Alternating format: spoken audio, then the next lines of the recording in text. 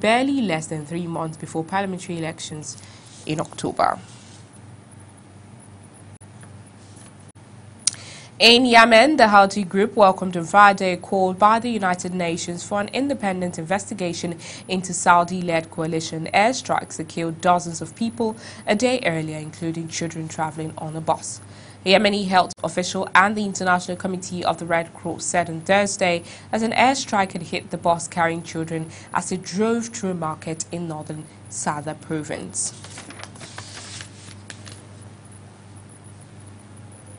China's aid to countries in the Pacific has no political strings attached and is not aimed at any third party, the country's foreign ministry said on Friday, after a think tank said China has become the second largest aid donor in the South Pacific.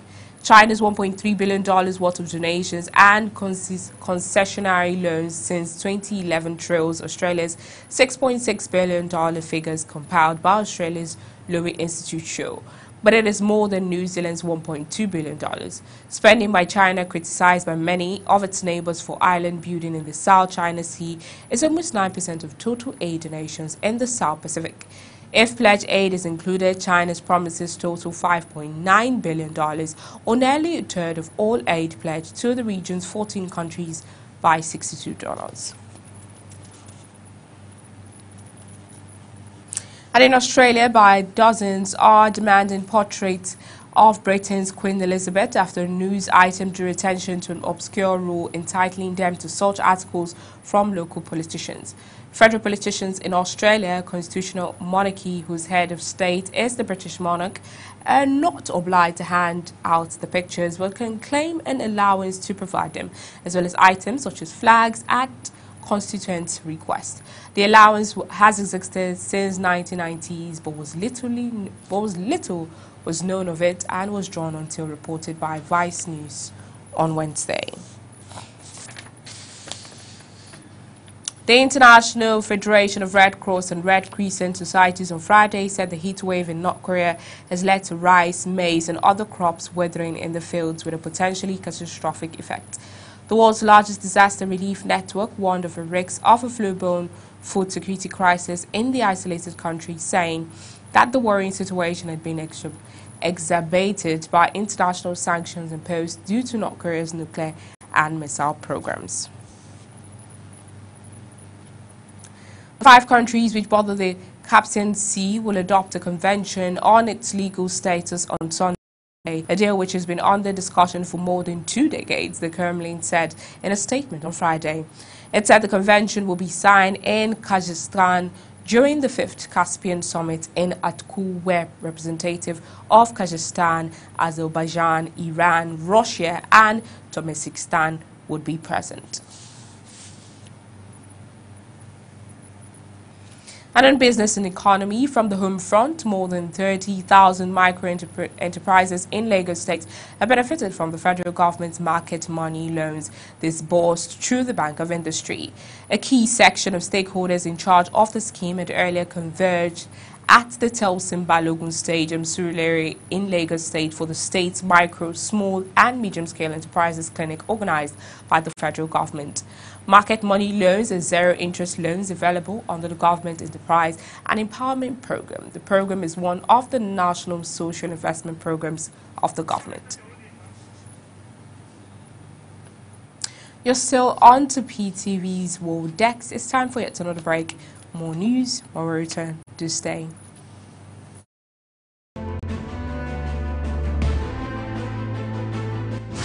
Soldiers helping Nigerian soldiers fight Boko Haram. We will have to persuade Nigerian legislatures. This is coming together of people who are engaged.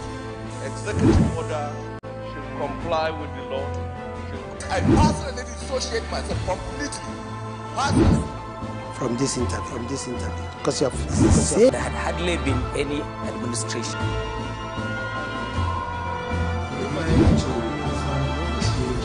No religious body in Nigeria validate the claims by the INEC chairman. It is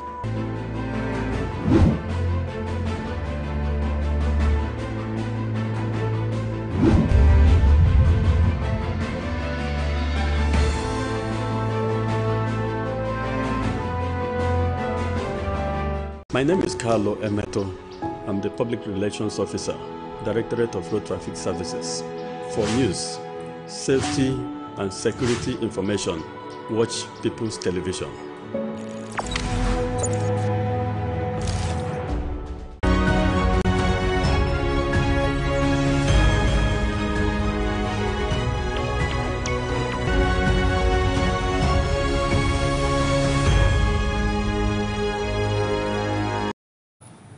You're welcome back. Continuing our business segment of the story, Nigerians have condemned the widespread circulation of mutilated naira notes in the country. They asked the federal government to reverse the trend and ensure better management of the country's currencies. A report on the platform of the News Agency of Nigeria reports the condemnation of polymer notes and a return to paper currency for all denominations. The Central Bank of Nigeria on February 28, 2017 and now 2017 rather, announced the introduction of polymer versions of 5,000, 10,000, 20 of versions rather of 5 naira, 10 naira, 20 naira and 50 naira notes. But 11 years after, the notes have been rejected for poor quality and short lifespan that makes them difficult for transactions.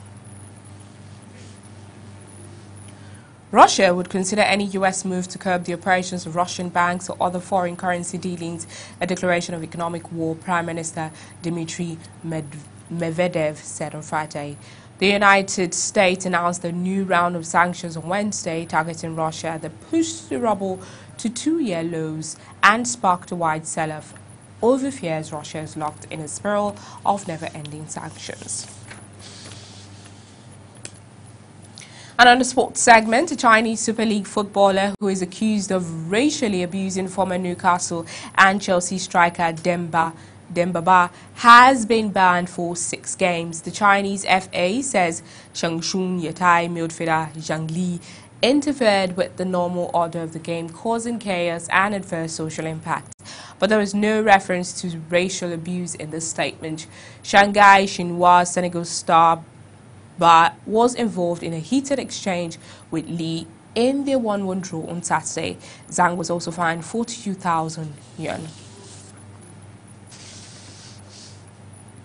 Crystal Palace manager Roy Hodgson had signed a 1-year contract extension to keep him at Selkirk Park until 2020. Hodgson, 71, took charge of the Eagles in September 2017 and led them to the 11th in the Premier League last term. The season will mark Croydon Hodgson's 43rd year in football management. Several NFL players who protested during the U.S. national anthem before the preseason games have been criticized by President Donald Trump. Ex-49ers quarterback Colin Kaepernick was the first to protest in 2016, and some players raised their fist and others kneeled at 3 games on Thursday. The NFL says plans to fine players for anthem protests have been put on hold.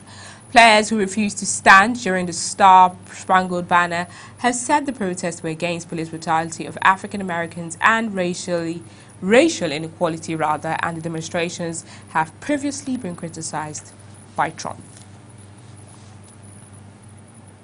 On the European Premier League, Everton, Fulham, Leicester City all made big money signings as the earliest transfer deadline in Premier League history came to life late in the day. However, the amount spent in the window by Premier League clubs fell for the first time in 8 years to £1.2 billion. Tottenham and Manchester United made no signings on 9th August. Spurs becomes the first Premier League club to not make a summer signing since the current transfer window system was adopted in 2003. The deadline was moved from 31st August to the day before the Premier League season starts after a vote by clubs.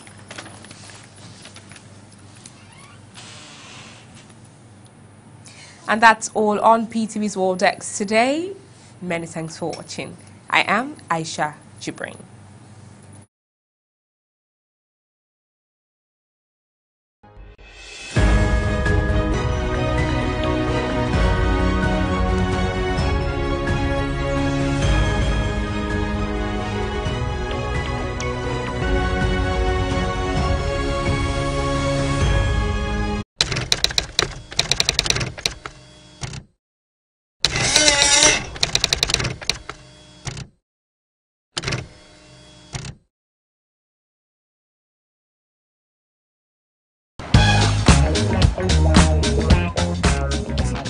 Disco music is so... What's that word, Seth? Raz? Raz! Hang on, let me check for something. Oh. I've got some classics. Tupac. Mozart. Very Raz. What about Vanilla Ice? Also Raz. Look, guy, I need something fresh for this journey. Something to keep me alert and focused. Or else this is a solo assignment. Cool down, let me... What's this? PVC? Wait, give me that. Come. How on earth did it get there? Guy, relax now. It's not like it's of any use. Look, yes, the elections are over. But we need to keep the flames alive by playing an active part in making our voices heard. Elections don't finish, but the time to close mouth never reach. Make we get involved, because now when we participate, Naija will better. What about the original soundtrack for the movie Pretty Woman?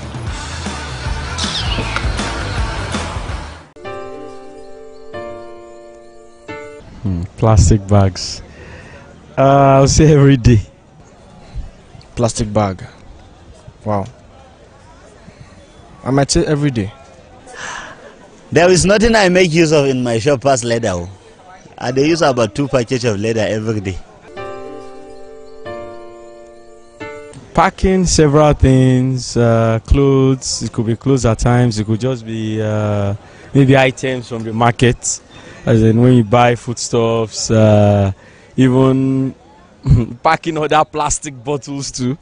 And virtually anything that needs to be packed, most of the times we use plastic bags for them. Or if I'm going to somewhere like the market or a shop or something, I'll definitely have to use a plastic bag. For me, my business revolves around that. You can imagine coming to buy a pair of shoes and I'll just give you in your hands. What will happen? Will I ask you to put it in your handbag? No, I can't do without it. And then what if I...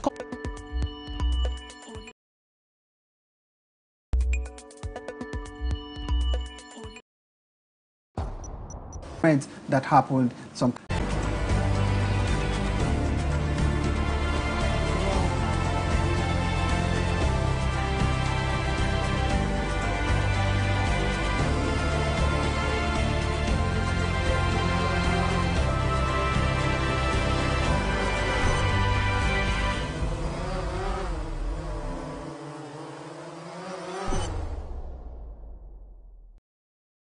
The recent defection by some federal lawmakers have continued to generate reactions, but some political parties are also gaining out of the movement that happened some couple of hours ago. Good evening and thanks for joining me on this special interview session with the chairman of the United Progressive Party, talking about Chief Chekwas Okorie. Thank you very much for finding our time to be here today. Thank you.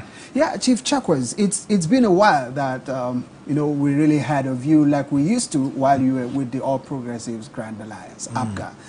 Can you tell us what happened? Where was Chief Chekwas Okorie before now? Oh no, I've been quite around really, and I've been quite active. You know, the APGA that I founded was hijacked more or less, starting with what was generally described as a political coup d'etat. And because we had a vision in founding APGA, it was difficult to let go. So I did everything, leading my group, to save the soul of the party. And that landed us in a very protracted legal tussle that lasted between 8 and 10 years. APGA was founded in 2002. And by 2012, we had decided we had enough of those infighting, going to court. We went to Supreme Court 3 times. Like I've always said, I became a victim of travesty of justice, the Nigerian judicial system. So voluntarily, I returned the certificate of registration of APGA, which I had from 2002 to 2012, because no court ever ordered me to return it. No court ever said I was no longer a chairman of APGA, even all that while. But what the courts were doing were not striking out our cases based on technical grounds, and we thought we had had enough. So I returned the certificate to INEC, being again the very first person in our history to return a registered certificate with to the registrar's authority. So we did that, and I told my associates that that would not be the end of the road for us who believe in this kind of ideology. We went about founding another political party. The short of it is that we ended up founding the United Progressive Party with the tiger, the head of the tiger as his symbol, and love and unity as his motto. But the vision was the same, the ideology was rather upgraded to include some of the things that were not in the APGA manifesto and the principal objective of his constitution. We came up with things like, well, we'll get to that, but having founded UPP, we went to town trying to promote it. This election, the general election coming up 2019, will be our second outing. The first one, 2014, we were barely 2 years old, so our impact was minimal. But in spite of that, I ran for the office of president. And of course, I was in that historic debate with the former President Jonathan. And like the public will say, I discharged myself creditably. But being a young party with all its constraints, the impact was minimal. But the impact of that particular debate was massive. You know, so that set the tone for UPP. Fine, I love the fact that you're coming up with a political party with a lot of ideologies, which we lack in our political space. Now, what will you say is the driving force that is, you know, driving you towards coming up with a political party like the UPP with more of ideology rather than personal interest? What's the drive? Well, you see, we in this country, we have never really had political parties that were built on very strong ideological inclination, that will have practically nothing to do with where one comes from or the religion one professes. So we knew it was not going to be easy being almost radical without being rascally. And being change is one thing that most people resist, even as the ruling party now has made it its own mantra. But the extent it has changed anything is left for the public to assess.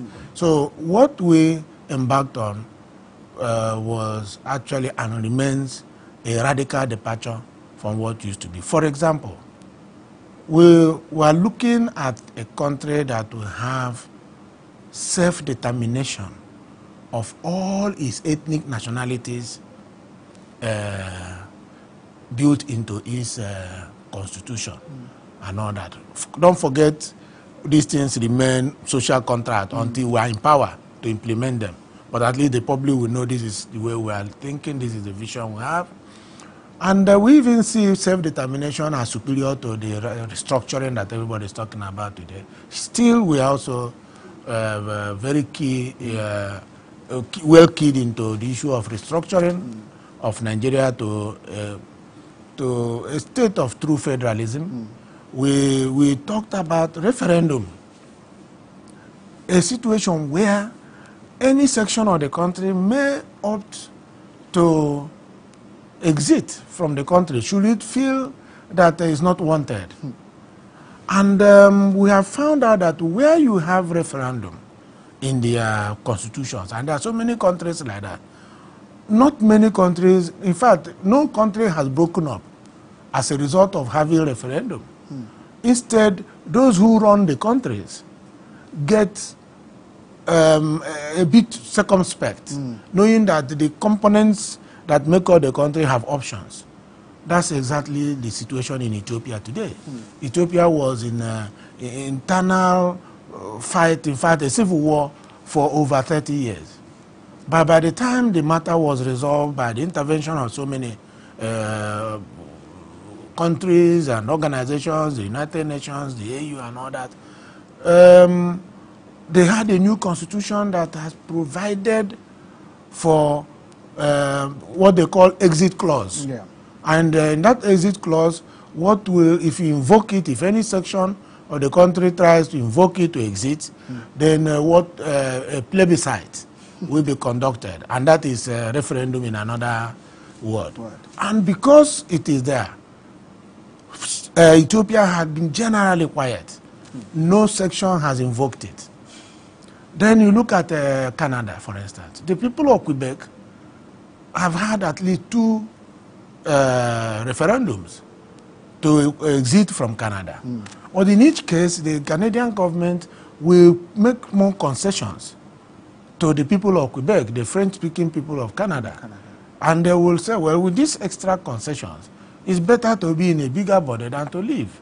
And so twice, their referendums did not work. They didn't vote yes to exit. Of course, that of Scotland is very recent, you know. So we tell our people, referendum is not a recipe for breakup, but rather it is to give options. So that people who are running, like if we have it in this country, some of the things that happen in this country will not happen, knowing that the law has provided for some people who feel exceedingly unwanted to exit. So you have that. We also have devolution of power. We have been canvassing the issue of state police and community policing for a long time, for as long as the UPP had existed.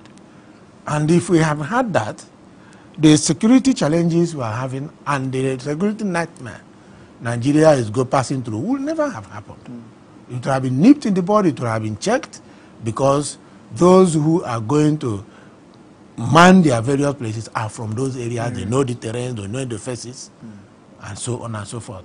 They understand their cultures and traditions and religions. And so nobody will be suspecting the other of wanting to overrun it. So these are some of the things that are they are not in any of other party constitution or manifesto that we are promoting. It's not been easy to market it, but today, some people have been beginning to give it some listening here. For instance, the issue of electronic voting. When we began to talk about it, even in the 7th Assembly, because UPP had existed in the 7th Assembly of the National Assembly, we did a memo on that we gave to every legislator, both houses, including the presidency and INEC. We tried to pursue it, nobody listened to us, but today we are talking about vote buying. We are talking about poor participation in the electoral process, because nobody wants to come out and expose himself to danger. But if you had electronic voting, you can vote from anywhere in the country. If you had electronic voting, you don't need public holidays on election days, and with all its attendant opportunity cost. If you had electronic voting, you don't have to have restricted movements. If you had electronic voting, you don't have to have all these so-called sensitive materials you carry about. There will be no ballot box to carry. But are we ripe for all of this? Oh yes, because we already have the PVC, we have the permanent voters card, is electronically generated. The voters register is electronically generated. So all the infrastructure for electronic voting is in place. All you need to do to have the legislation to do it. In fact, the NEC said the only thing holding them back was the necessary legislation, because it's not in our laws yet. And if we do that, of course, who will go from house to house? Like a Ekiti election, they had about, from the figures, they had about 50% participation, and it's considered massive. Yes, because it's actually massive relative to what had happened in the past, 20%, 25%. But with electronic voting, you'll be talking about 90% participation, because people will vote. If you look at the elections we have today, all the elite or not so elite do not come out to vote.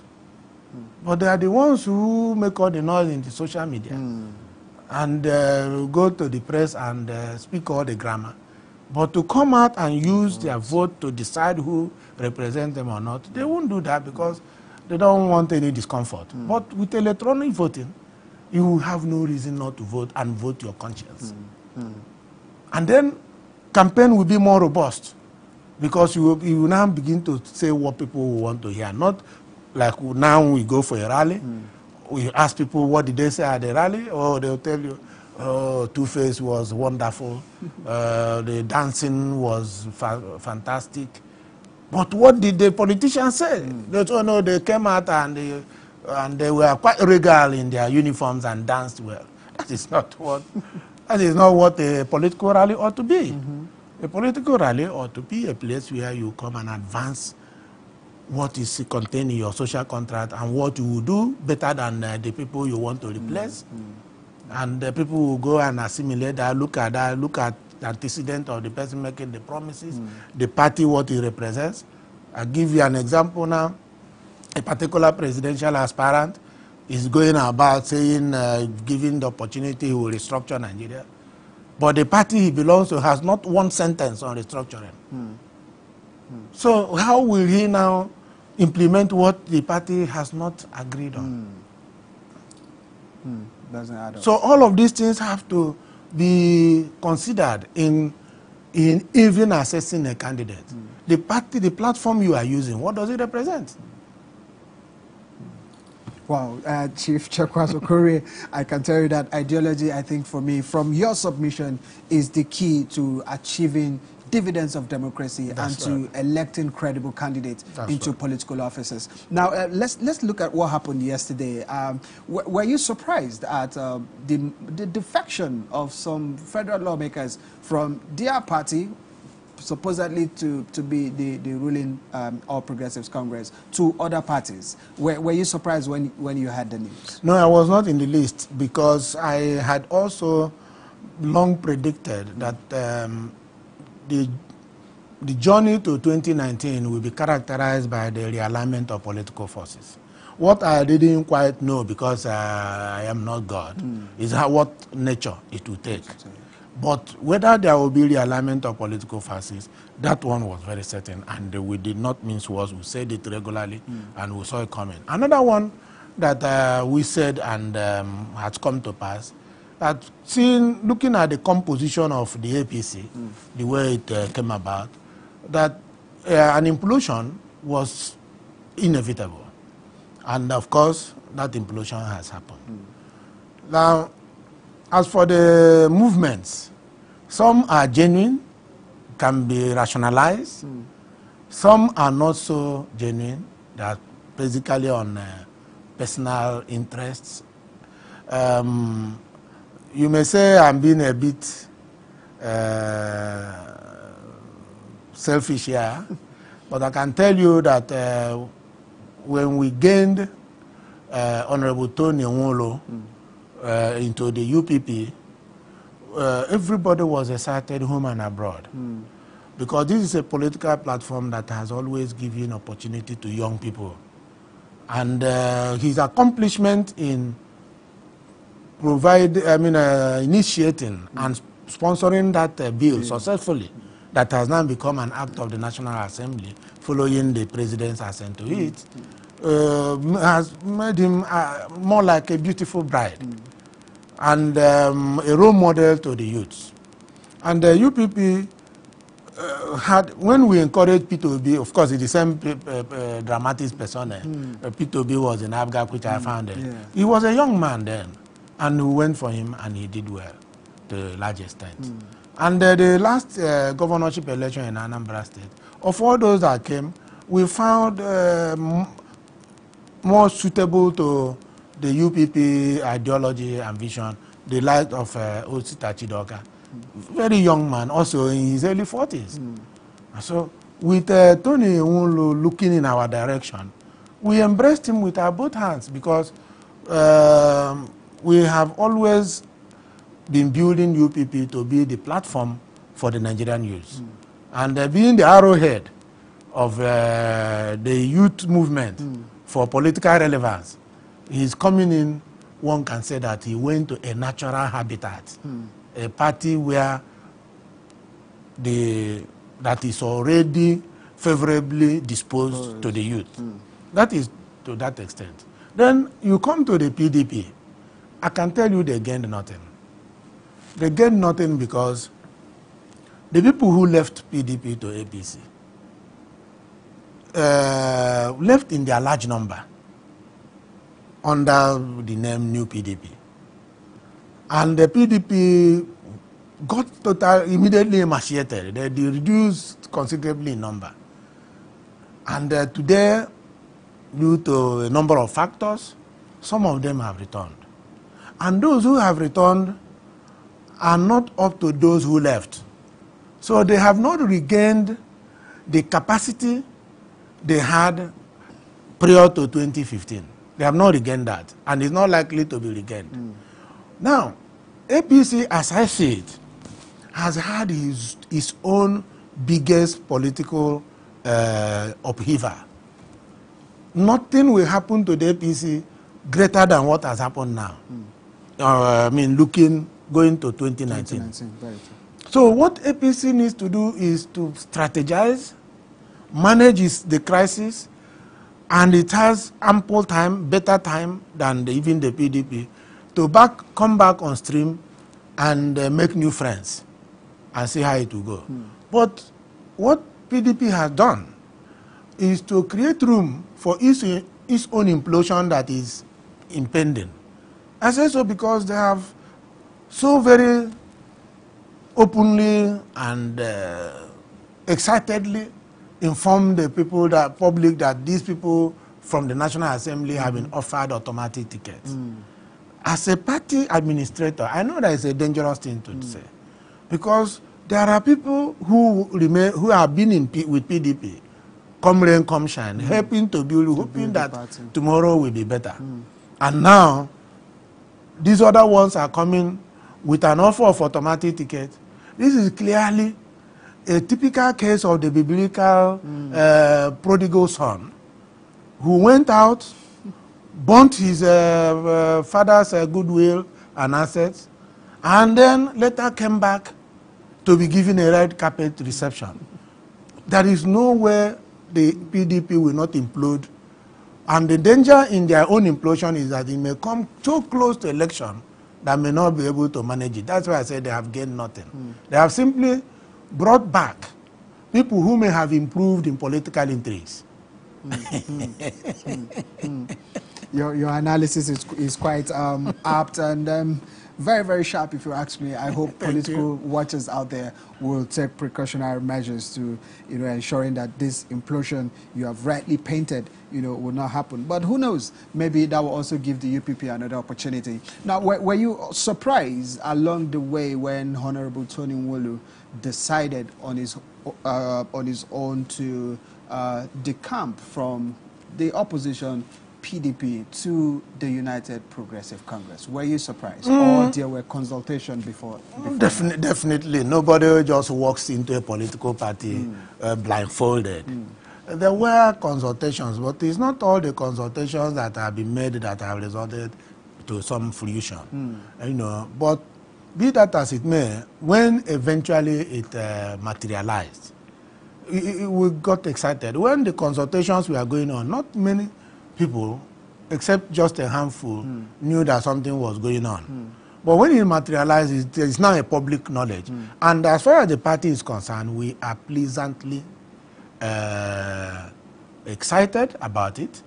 And some were pleasantly surprised, especially those who never knew that, of course, we went out in search of people like him.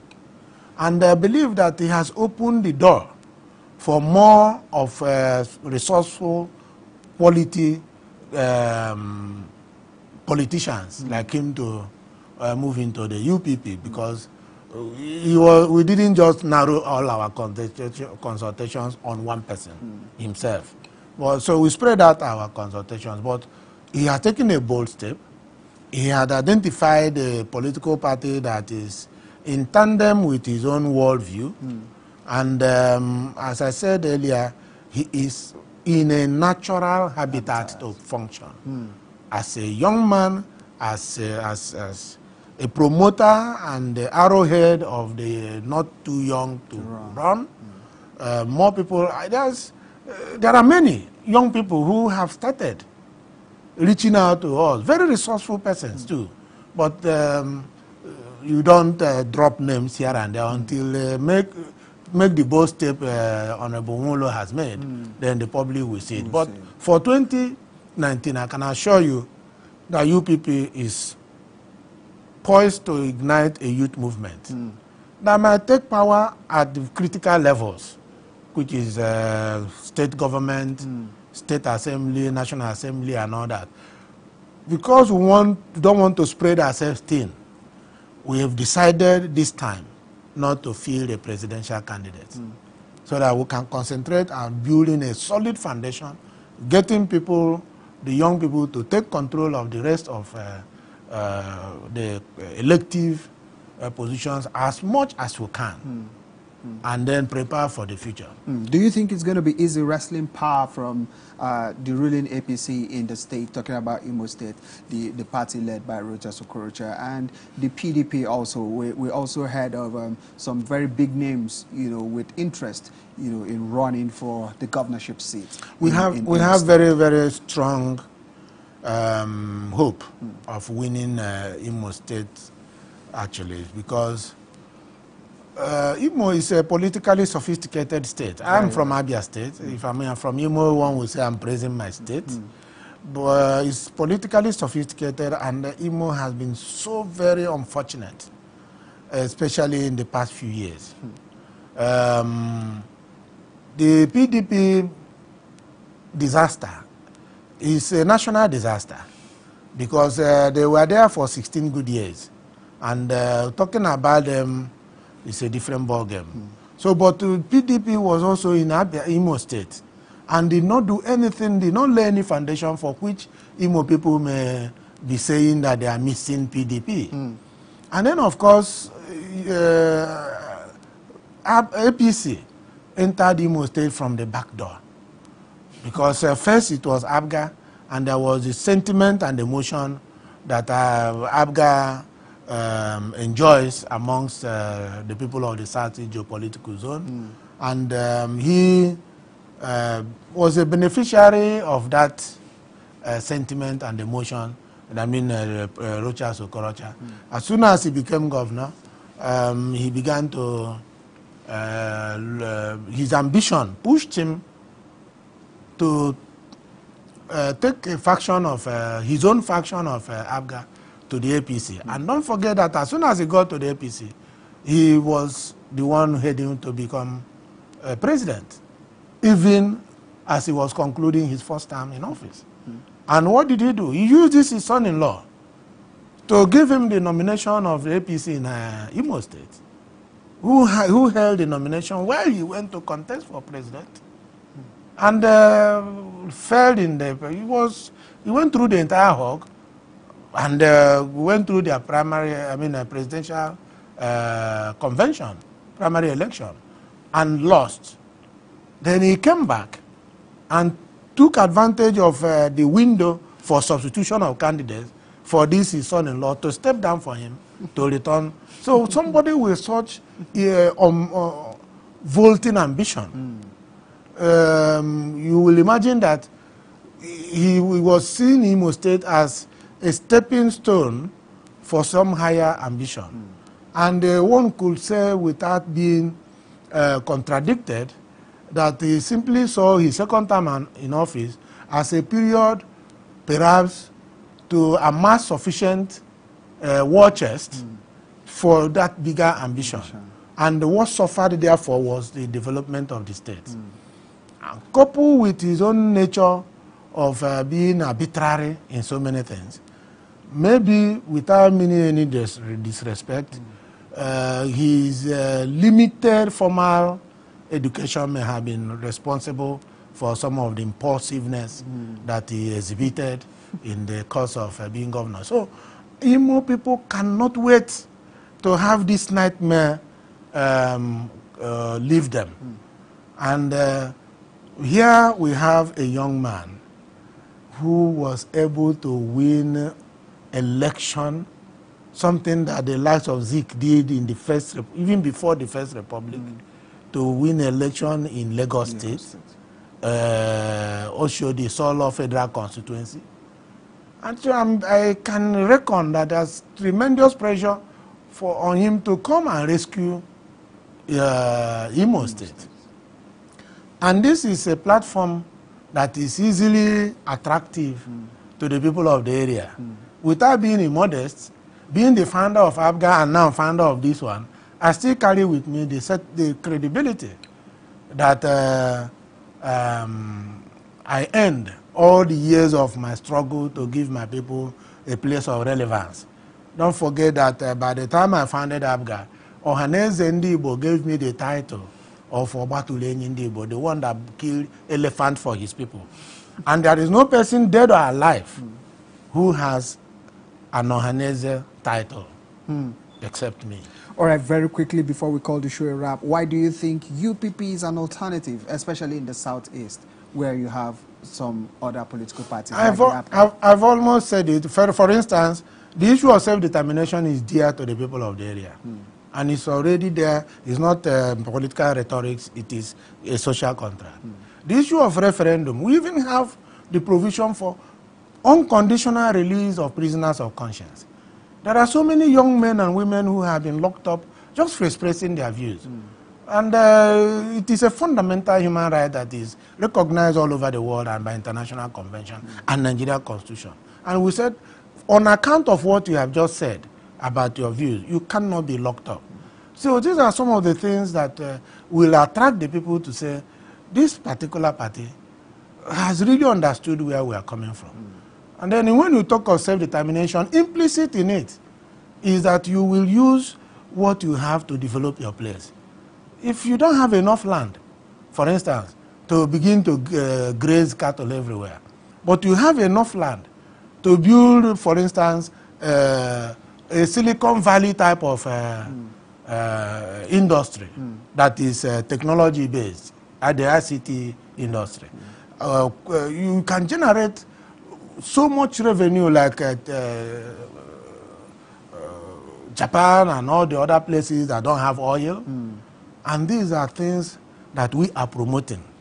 And they are sure that it's resonating already.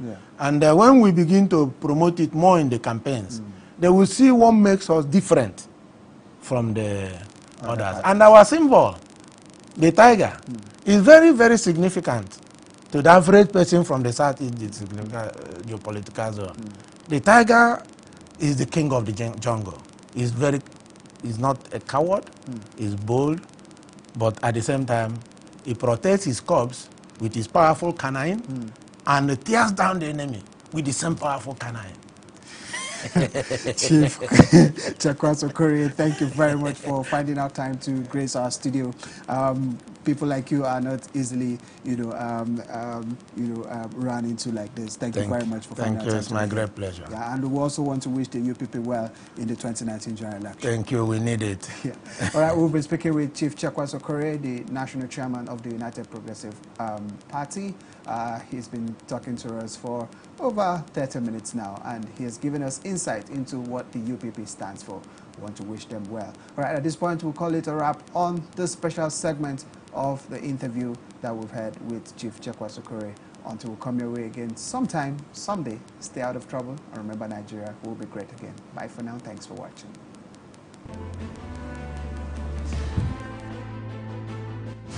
Soldiers helping Nigerian forces fight Boko Haram. We will have to persuade Nigerian legislators. This is coming together of people who are confused. Executive order should comply with the law. I personally dissociate myself completely. Personally. From this interview, because you have there had hardly been any administration.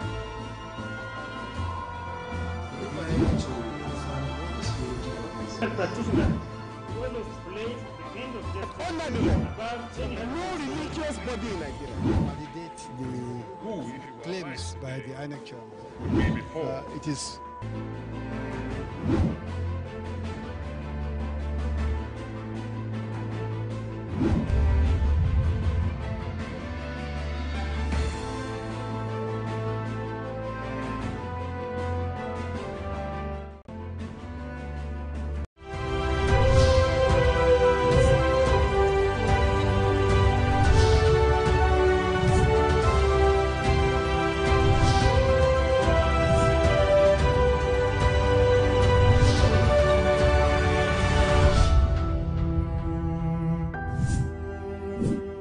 Did you know that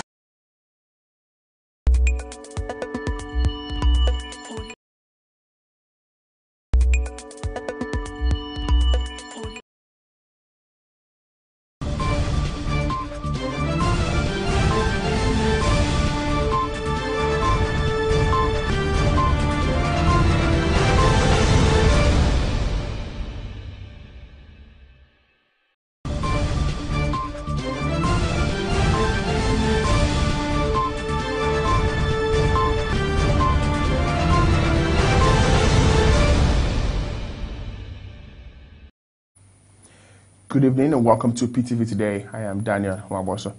The police have confirmed the death of 9 persons after suspected gunmen attacked the Ujo community in Ikyorav Tiev in Kasinala local government area of Benue State.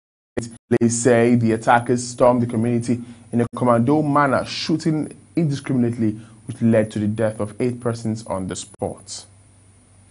In a recent development, the Makurdi High Court has fixed August 15 for ruling on the preliminary objection filed by impeached Speaker, Benue House of Assembly, Tekimbi Iyage, challenging the competence of a suit filed by Governor Samuel Otom. Otom had dragged Iyage and 7 others to court to halt their alleged move to impeach him. Justice Teresa Igoche fixed the date after listening to the argument from counsel to the parties on whether the court has the jurisdiction to entertain the matter. And in Imo State now, Governor Rochas Okorocha of Imo State has declared August 15th and August 16th work-free to enable eligible voters in the state to register and also collect their permanent voters' cards. Okorocha, while briefing newsmen, described the poor response of Imo residents to the call for PVC collection.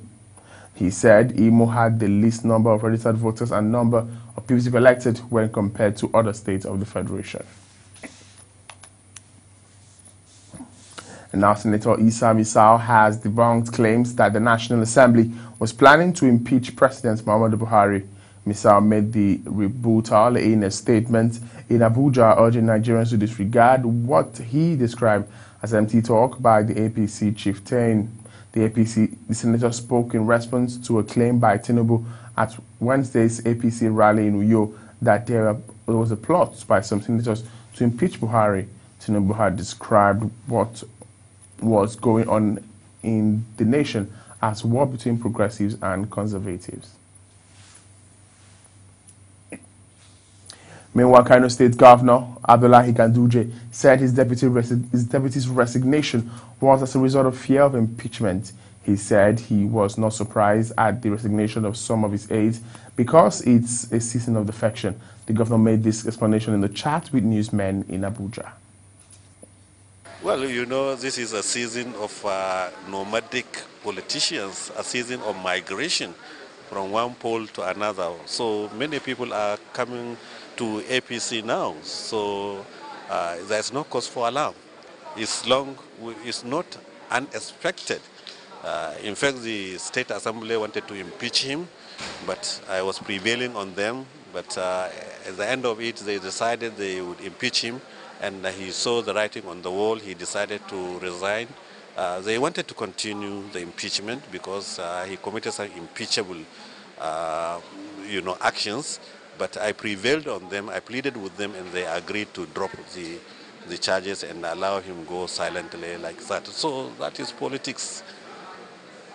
So quite objectively, what do you make of the freezing of accounts? I mean, the chairman said that it's unconstitutional for Benue, but now we hear of Akwa Ibom. What do you make of it? Freezing of which account? Yeah, the EFCC froze Benue State government accounts. You see, I don't like to talk on security issues like that. These are not. There are more security issues rather than politics. So I don't want to delve into that. I don't have the facts and figures. A cross-section of Nigerians have applauded the synergy between the Independent National Electoral Commission, INEC, and the Communications Commission, NCC, on electronic voting. The INEC chairman, Mahmoud Yakubu, said the NCC is contributing its quota in the area of technology to the substance of electronic voting in Nigeria. For now, some Nigerians believe it's a step that will tackle the practice of vote buying and other electoral irregularities. More details in our subsequent bulletin. Moving up now, the Economic and Financial Crimes Commission, EFCC, has released the former Director General of the State Security Service, Ita Ekpeyong. Ekpeyong was arrested on Thursday afternoon following a raid of his Abuja residence by the anti-grafts detective. He was moved to the EFCC headquarters in Abuja for questioning. His arrest and subsequent grilling was in relation to the investigation of the embattled former director of the DSS, Lawal Daura. Detainees in the net of the Department of State Services may soon get reprieve. Is coming after the acting DG of the DSS, Matthew Seyifa, said the agency will review all arrests and detentions. Seyifa told newsmen at his maiden press briefing that he has received briefs about the former NSA, Sambo Dasuki, and others who are currently on detention. This is a maiden briefing of the newly appointed Director General of the Department of State Services, Matthew Seyifa, after the sack of his predecessor, Lawal Daura, on Tuesday. And it appears that the new acting DG is set to turn the table around.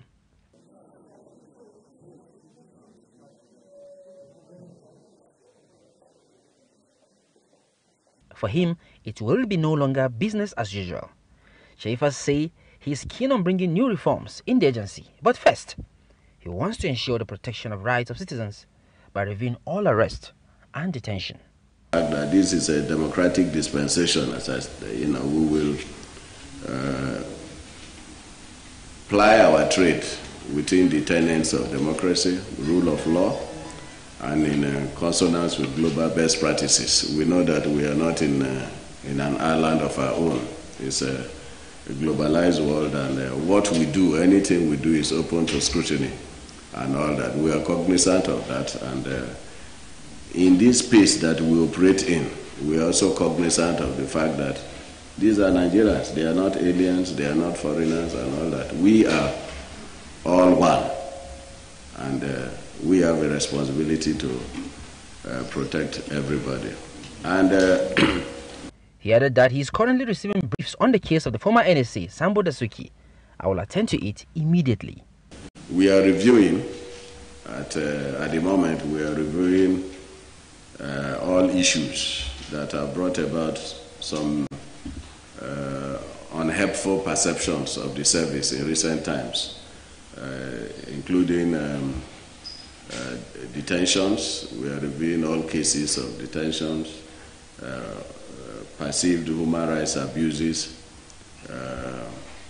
public misperceptions of the misunderstanding and purposes of some of our recent actions. We are reviewing all this in order to learn the lessons, where we have made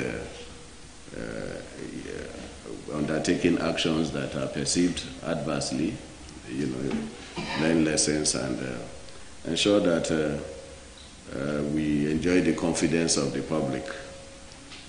That is, in a nutshell, what I wanted to project this morning. He added that the interests of the country will be protected and the abuse of human rights will not be tolerated.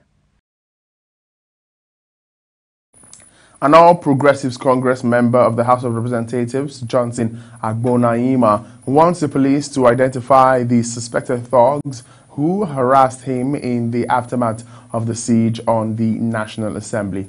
The man, who was almost mobbed by protesters, called for investigation and possible prosecution of the protesters, whom he described as thugs.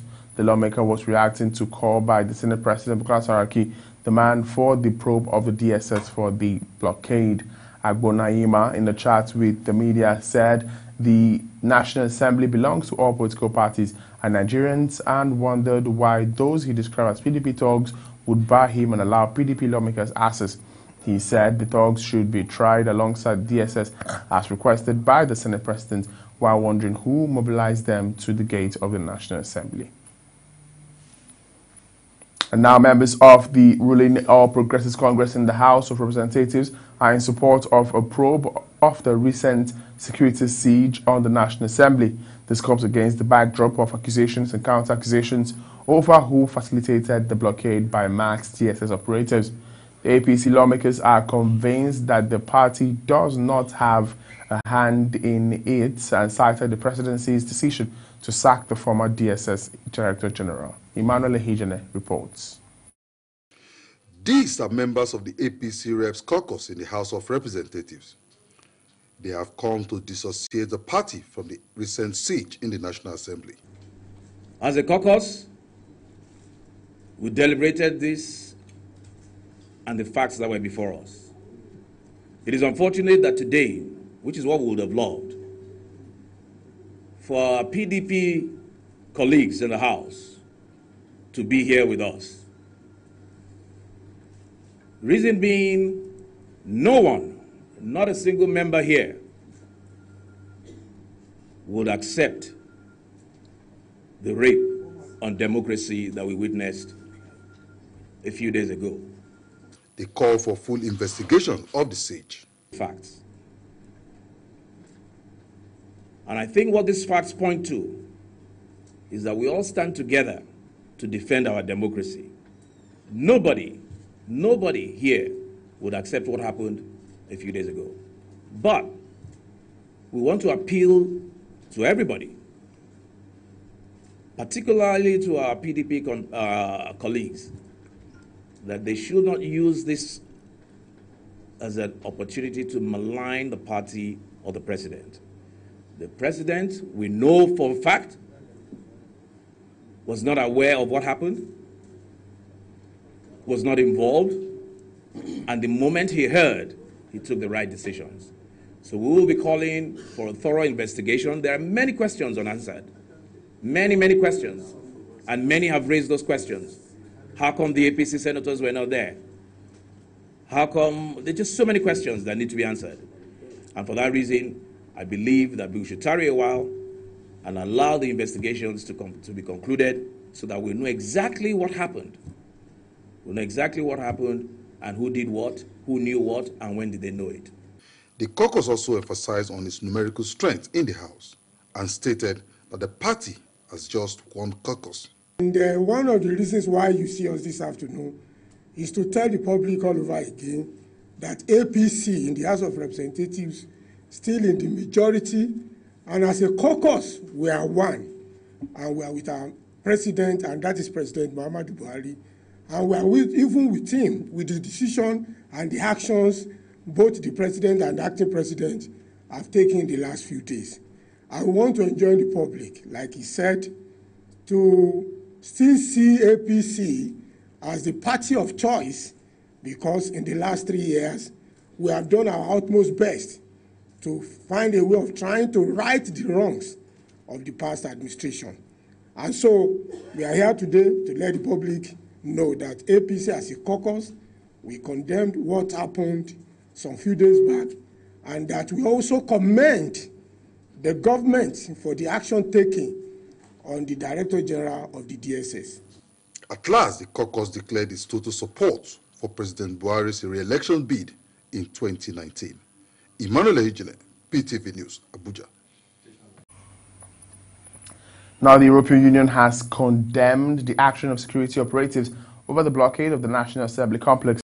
The EU delegation expressed concern over the action of the Department of State Service, described it as an interference in democracy by law enforcement agencies.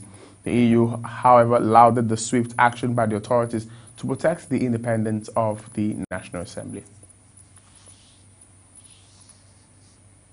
And the leadership of 45 smaller political parties have paid a solidarity visit to Senate President Bukola Saraki over the recent siege on the National Assembly. They also demanded funds for new parties and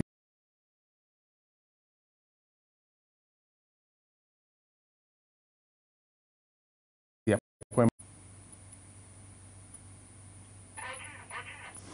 We'll bring you that bulletin on subsequent news. The All Progressives Congress is insisting that the Senate President Roberts, the ruling party, maintained that Saraki is not it's a good example for political leadership. In a swift response now, the Senate is pressing for a one-liner dismissal of APC's position. In a statement from his media aide, Saraki said that, quote, "We cannot descend into the gutters with these characters. Apparently, they have not recovered from the shock of their Tuesday's failed attempt to subvert democracy," unquote. Seems to be the popular term in Nigeria popular political lexicon, as claims and counterclaims of one politician defecting to another is becoming a day staple. But Philip Adurwa, who represents the FCT and is at the center of a recent rumor, is insisting that he won't follow his friend Godswill Akpabio to the All Progressives Congress. He denied ever contemplating such a thought in his report. In this report by Emmanuel Ehijene. The rumor of defection of the only standing senator representing the FCT has continued to rend the air for some time now. But when asked by journalists on how true the story was, Aduda was quick to dispel the rumor, claiming that there is no truth in the report. I'm in PDP. I'm not planning to. Body and soul, I'm in PDP. I'm a bona fide PDP member, and I'm a leader in the PDP. And not only being a leader in the PDP, I'm loyal to the leadership of the PDP from the ward level up to the national level. I'm a member of the PDP. I've had it trend in the social media. I've had all sorts of stories.